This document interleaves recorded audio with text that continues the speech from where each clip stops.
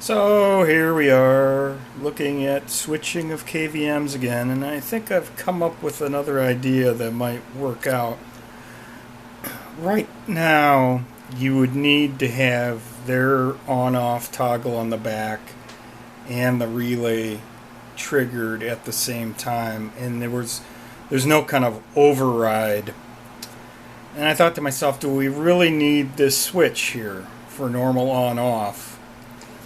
And the answer to that is probably not, but I could reuse it. So here's my thought with this, is we use this switch as a external push button override, meaning if you turn it on, it won't matter what the relay in your external button does, it'll turn on.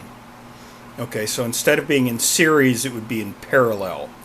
And if you wanted to rely on the external power only, then you could switch it to the off position and it would do it that way. I think that makes sense. I think what I just said makes sense. So turning this on would completely take the relay out of the picture.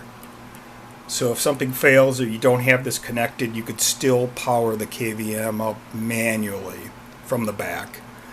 But if you wanted to have the condition where your remote button does work, is engaged, then it would be switched to the quote off position. So I just have to desolder one of the wires and move some things around, but this is feeling a little bit better. Let me know what you think.